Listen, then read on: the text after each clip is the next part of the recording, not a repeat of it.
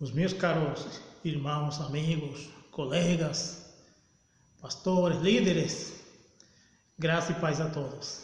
Estou alegre, estou contente. Estamos melhorando o nosso estudo de gravação, graças a Deus. E a gente vai pouco a pouco, até o tempo que Deus determine para que tudo seja perfeito. Ok? Apenas precisamos de oração, estarmos unidos e compartilhar. Bem, através dos nossos estudos, a gente pede também para os irmãos que tiverem estudos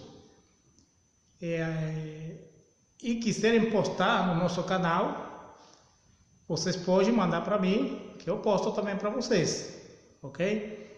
A gente está tendo uma boa expectativa, já que os nossos vídeos não são vistos apenas aqui. Nossos vídeos vão para todo o Brasil, Venezuela e Moçambique e em muitos países, tanto de fala portuguesa como de fala espanhola. Ok? Então eles já estão cruzando fronteira. Graças ao Senhor por isso, porque estamos tendo uma boa expectativa. Até porque o nosso ensinamento é diferenciado, é algo que não é comum nas igrejas e a gente está esclarecendo muitas coisas que eram duvidosas para muitos líderes e em si para a igreja em geral. Então pedimos também comentários, quem quiser comentar também pode mandar o seu comentário. Quem discordar de alguns dos nossos ensinamentos, então prepare um estudo defendendo o seu ponto de vista, mas que seja um estudo, uma coisa clara, muito bem elaborada, do mesmo jeito, na mesma natureza em que a gente está mandando para vocês, ok? Bem, desta vez a gente tem estado falando da graça. Primeiro falamos do que é pecado, do que é pecar, e falamos do pacote do presente que Deus nos oferece através de Jesus, que é a graça. Falamos da graça salvadora e falamos também da graça santificadora. Isso é real, isso está claramente na Bíblia e a gente não tem como contradizer o que está escrito nas Sagradas Escrituras. Nós temos um contraponto, um contraste com a religiosidade e isso a gente vai vencendo no progredir do nosso trabalho, ok? Também temos uma igreja aqui no bairro do Caraná, onde a gente também faz reuniões de estudo às quarta-feiras e posteriormente, daqui a pouco, quando baixe mais o auge da pandemia, a gente vai ter atividade à quarta-feira e aos domingos também teremos ensinamento da palavra. Então todos estão convidados, todos podem entrar em contato e sempre estar se comunicando com a gente, ok? E se alguém quiser uma palestra na sua igreja de um dia inteiro, 8 horas, 4 horas, a gente também vai lá e dá a palestra para a igreja. Que a gente está aqui em Roraima, a cidade de Boa Vista, e posteriormente eu vou colocar os nossos telefones, e-mails, para que entre em contato conosco. E nesta oportunidade a gente vai falar um pouco sobre o posicionamento do Antigo Testamento em relação à graça de Deus. Onde ficou, como ficou a questão da lei de Moisés. A primeira coisa é que a lei de Moisés, ela começa no capítulo 19 de Êxodo e vai até Deuteronômio. Esses 4 livros, esse bloco de 4 livros, a gente pode também falar o Pentateuco, formam o que é a lei de Moisés. A gente tira Gênesis, por quanto Gênesis é o princípio, onde ainda não existe lei e as coisas eram realizadas pela fé. Então, em primeiro plano, a lei se manifesta de forma oral, no capítulo 19 de Êxodo, e no capítulo 20, que começa então o decálogo, os 10 mandamentos principais, iniciais que Deus dá para o povo. E aí, posteriormente, continua se desenvolvendo a lei de Moisés até Deuteronômio, que seria como uma renovação do livro de Levítico. É praticamente uma cópia.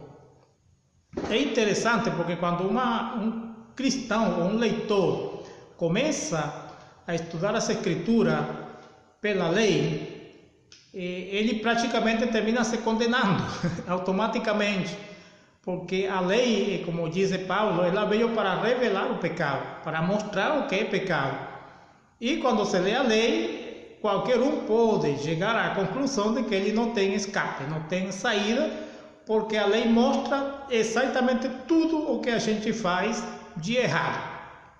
Então a lei veio para que o pecado abundasse, é dizer, para que o homem descubra que ele é um pecador, que ele é maligno, que ele tem uma natureza satânica, uma natureza adâmica que o controla, só que onde o pecado superabundou por causa do conhecimento da lei, aí então entra a graça, ok? Aí entra a graça e elimina essa consciência de pecado do homem. Quando entra a graça em ação, então, como fica a questão da lei? Como fica o Antigo Testamento em relação ao processo salvatório? Ele continua vigente, continua sendo doutrinário? Ok? É isso que quero falar para vocês. E nós vamos começar em Lucas, capítulo 16, verso 16. Lucas 16, 16, onde o próprio Jesus, ele diz para os fariseus que a lei e os profetas durariam, permaneceriam ou profetizariam até João Batista. E que a partir de João Batista, então seria anunciado o reino de Deus. Ou como dizem algumas traduções, o evangelho do reino de Deus. O que queremos mencionar aqui? Isso Jesus também repete no capítulo 11 de Mateus, versículo 13. O que Jesus indica? João Batista seria então o último profeta do Antigo Testamento. João Batista veio para anunciar Jesus, ou como um prelúdio da graça. Então ele encerra tudo o que é o Antigo Testamento e ele deixa a Jesus agir para inaugurar então o Novo Testamento. É por isso que a Bíblia tem dois testamentos. Na lógica humana, jurídica, vocês sabem que dois testamentos para uma mesma pessoa, isso é inválido. Isso produz confusão. Se um testamento já dá confusão, imagina então dois, que contém princípios e leis diferentes. São questões totalmente diferentes um do outro. Então, o Antigo Testamento, ou a Lei de Moisés, como livros doutrinários, ele termina com João Batista. João Batista é o último profeta do Antigo Testamento. E Jesus, então, vem a inaugurar o início do Novo Testamento.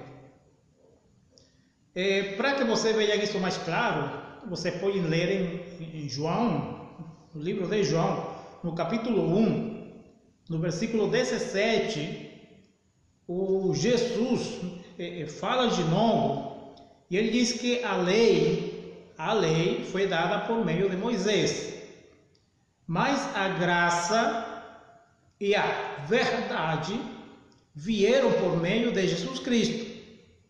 A lei foi dada por meio de Moisés, mas a graça e a verdade.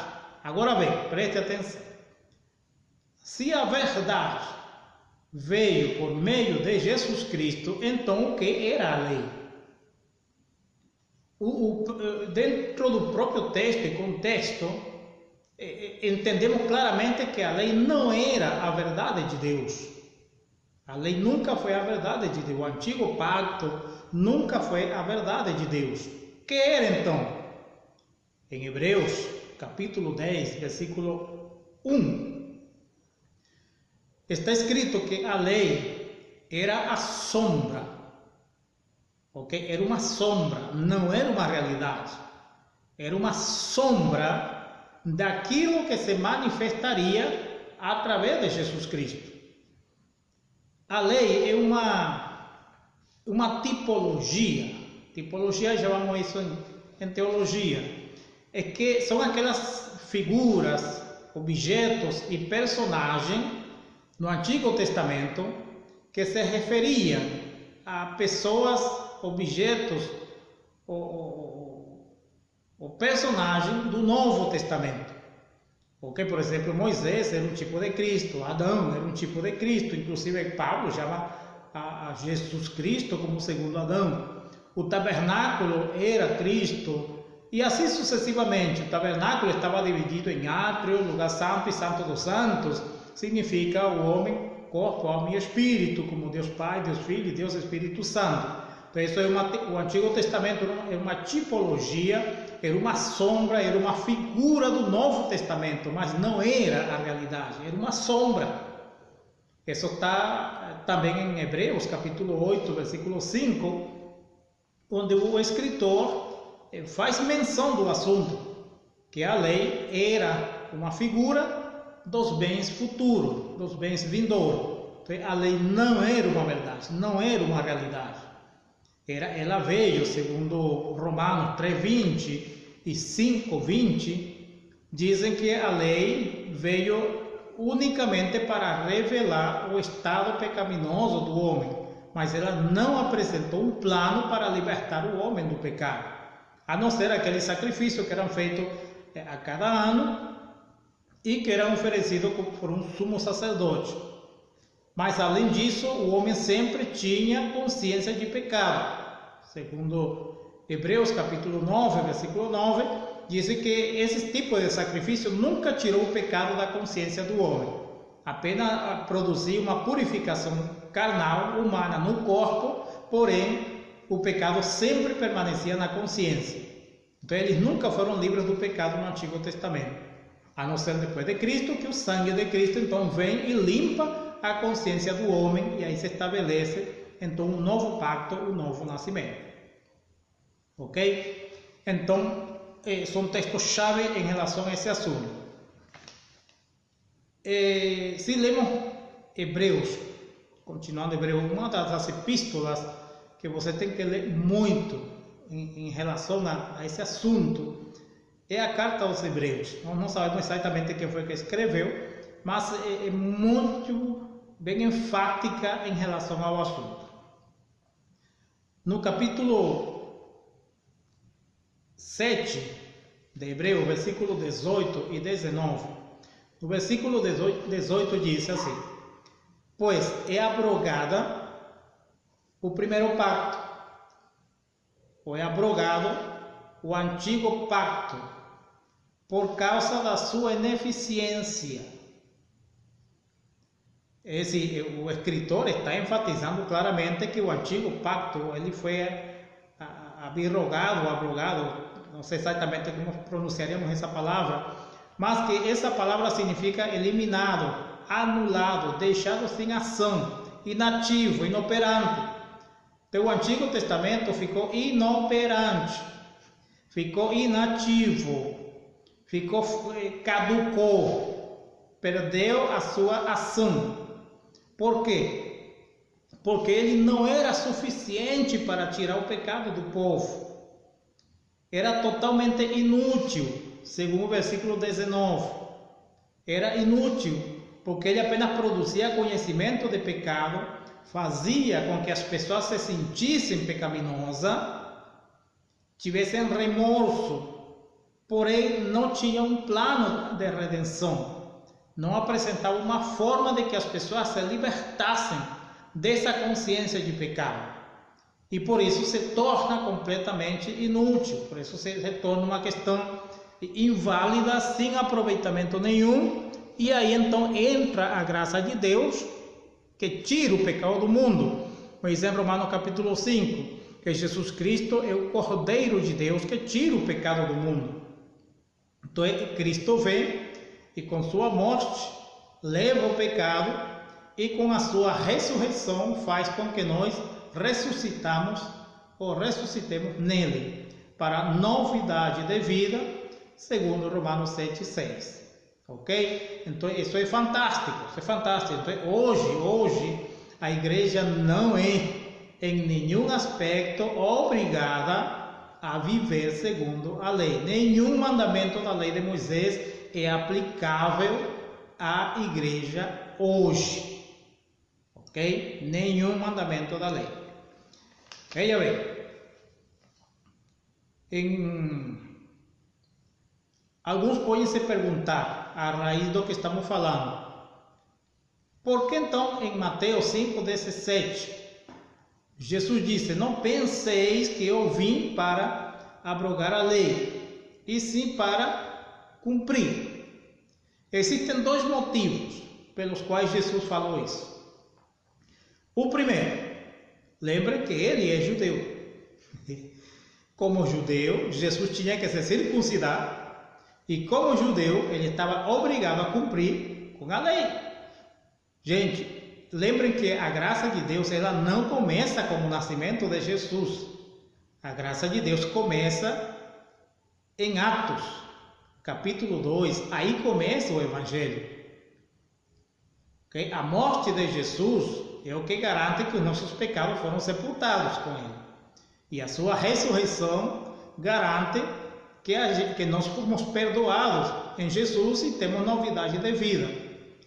A pregação do Evangelho, a pregação da graça de Deus começa a ser anunciada em Atos capítulo 2. Daí para trás ainda é a lei. Lembrem que nesse período não existia a Bíblia, não existia o Novo Testamento, estava em elaboração. E a própria graça ainda não era compreendida porque a primeira igreja, na sua maioria, era judaica.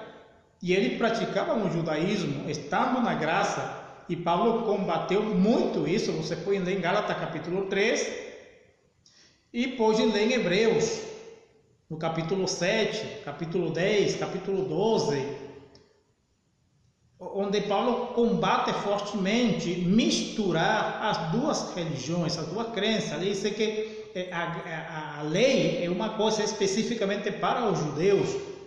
E em Romanos 11 diz que os judeus pararam no tempo de Deus. Pararam no tempo de Deus, com sua lei. Então Deus abriu passo para que a graça alcançasse aos gentios. E nessa graça, então muitos hebreus também se colaram, entraram na fila e hoje desfrutam da graça de Deus. Mas o mundo em si, fora dos hebreus, estão debaixo do novo pacto, o pacto de graça e não o pacto da lei. Por quê? Porque na segunda carta aos Coríntios, no capítulo 3, a partir do versículo 12, Paulo começa falando que o pacto da lei era um pacto de morte. Era um pacto de morte. Você pode ler até o versículo 14, versículo 15, que era um pacto de morte. Então não existia vida, porque quem pecava era morto. Disse que o pacto que foi gravado em pedra e que foi dado por intervenção de anjos era um pacto que conduzia à morte, produzia morte. E no versículo, creo que no versículo 14 ou 13, diz que até o dia de hoje, Paulo dizendo, até o dia de hoje, quando se lê Moisés, existe um véu, existe uma cegueira espiritual, existe alguma coisa que cobre o entendimento dos hebreus para que eles não compreendam a graça de Deus. Por isso que muita gente hoje, cristãos sinceros, eles estão na graça, mas eles são tão moralistas que ao invés de aplicar a graça de Deus, eles se aplicam à lei. E eles vivem num estado de morte espiritual. Eles vivem num estado de culpa permanente porque eles estão aplicando a lei em lugar da graça. E isso é um erro fatal. Isso é um erro fatal. Por que um erro fatal? Veja o que tem em Gálatas, capítulo 5, versículo 4. Isso é interessante, é um alerta para a igreja de hoje. Gálatas 5, 4, o que diz? Diz assim, que todos aqueles que queiram se justificar pela lei, eles se desligam de Cristo, se separam de Cristo, e perdem da graça de Deus. Eles se desligam completamente. Então é importante entender isso. Deus trabalha com pactos, sim, Deus trabalha com alianças. Desde o início da criação, Deus sempre fez alianças. Ele fez uma aliança no Éden, fez uma aliança com Adão, fez uma aliança com Noé, fez uma aliança com Moisés, fez uma aliança com Davi, fez aliança mosaica, que é a aliança da lei. E no novo pacto ele faz uma nova aliança. E é nessa nova aliança que a igreja tem que se localizar, tem que se introduzir, conhecê-la e saber como é que ela funciona. Porque se você está na nova aliança, mas está vivendo segundo a lei, você pode estar continuando em estado de condenação, porque está negando a eficiência do sangue de Jesus por causa de sacrifícios. Voltando um pouquinho atrás, o motivo pelo qual Jesus teve que cumprir a lei. O primeiro é por ser judeu. O segundo motivo é porque em Gálatas capítulo 4, versículo 4 e 5, diz assim: quando chegou a plenitude dos tempos, que é o tempo do nascimento de Jesus, Deus enviou seu filho, nascido de mulher e nascido sob a lei. Para quê? Para resgatar, para tirar, para salvar aqueles que estavam debaixo da lei. É interessante essa questão. Não é que a lei não é a palavra de Deus, ela é a palavra de Deus, mas não é para nós. É a palavra de Deus para os hebreus, para os judeus, é uma aliança que Deus fez com os hebreus. Veja que em Jeremias capítulo 31, do versículo 31 ao 35, Deus disse a Jeremias: virão tempos nos quais eu farei uma nova aliança com meu povo Israel. Uma nova aliança, disse Deus. Por quê? Porque eles invalidaram a aliança, se invalidaram a lei. Então no futuro eu vou fazer outra aliança com eles. Só que essa nova aliança não será como a primeira. Porque nessa nova aliança, o que é que eu vou fazer? Ninguém vai ensinar a seu irmão dizendo: conhece ao Senhor, porque todos me conhecerão, e eu mesmo vou me revelar a eles. Eu mesmo vou me revelar a eles. E dos seus pecados e das suas iniquidades eu nunca mais me lembrarei, disse o Senhor. Então, por que existe gente que constantemente está relembrando os seus pecados? Está relembrando as suas iniquidades, está relembrando o seu passado, não consegue estabelecer o presente, firmar o seu presente e não consegue se projetar para o futuro, possivelmente porque ainda está se projetando por meio da lei. E ao invés de ver Jesus perdoando os seus pecados, está vendo a lei acusando ele. E meu amigo, você não vai progredir nunca na vida espiritual. Porque a própria lei está te matando, está acabando com você, está tirando a graça de Deus de você, está privando da tua liberdade em Cristo. Eu vou lhe dar uma leitura para que você leia em casa. Eu só vou lhe dar o resumo e você faça a leitura completa. Está em Gálatas capítulo 4, do versículo 21 até o versículo 31. Faça uma leitura completa desse texto. Gálatas capítulo 4, versículo 21 até o versículo 31, 10 versículos. Aí ele começa contando uma alegoria. Ele diz que a história de Agar e Sara é uma alegoria. E diz que essas duas mulheres, Agar e Sara, representam dois pactos, duas alianças. Agar representa o pacto que foi dado no Sinai. E Sara representa o pacto que foi dado a Abraão, o pacto da graça. O Agar representa uma aliança que dá filho para a escravidão. Filho para a escravidão. Enquanto Sara representa uma aliança que dá filhos para a liberdade. Então, cada vez que você lê Moisés e você interpreta que essa lei mosaica é aplicada à sua vida espiritual, à sua vida social, à sua vida em todos os sentidos, você está se colocando debaixo de uma escravidão espiritual. E você nunca vai para frente no espiritual. Porque você está vivendo fora da aliança que foi estabelecida para vocês. Nós temos que viver dentro da aliança que nos corresponde a nós, que é a nova aliança. E a aliança que não nos corresponde é a lei, porque ela corresponde aos judeus. Então, meus amigos, para resumir ou concluir, o Antigo Testamento, especificamente a lei de Moisés e os profetas vêm de Isaías até Malaquias. A lei de Moisés e os profetas, eles durariam até João Batista. Aí acaba, quando aparece João Batista seria então o último profeta do Antigo Testamento, da lei e os profetas. E Jesus se introduz agora como o inaugurador da nova aliança do Novo Testamento. Só que o Novo Testamento começa de fato na ressurreição de Cristo. Na ressurreição de Cristo. 40 dias depois da ressurreição de Cristo. Aí começa a nova aliança. Por isso que você vê muito diferente o conteúdo das epístolas de Paulo, são muito diferentes aos evangelhos. Porque os evangelhos são um resumo da lei, praticamente. Os evangelhos são um resumo da lei. Os evangelhos ainda não é a graça de Deus, ainda não é a doutrina da graça. A doutrina da graça começa a partir de Atos capítulo 2.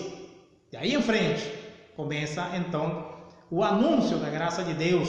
Lembra que Pedro se levanta e dá um discurso e conta toda a história de Israel até chegar a Jesus. E de Jesus em diante começa então o processo da graça. Só que se você está no Evangelho, você aceitou Jesus como Salvador, mas tem um pé na graça e um pé na lei, você nunca vai decolar. Você sempre vai estar no mesmo lugar. Você tem que decidir. Volta para a lei, fica para lá, ou se introduz dentro do pacto de graça para que desfrute então de todas as bênçãos graciosas dadas através do nosso Senhor Jesus Cristo. Ok? Deus abençoe muito vocês, muita paz, muita graça e continuamos crescendo em Cristo. Lembrando que estamos abertos para qualquer situação e qualquer tipo de ensinamento a gente dá para vocês em qualquer lugar, não importa a distância. Ok? Paz a todos.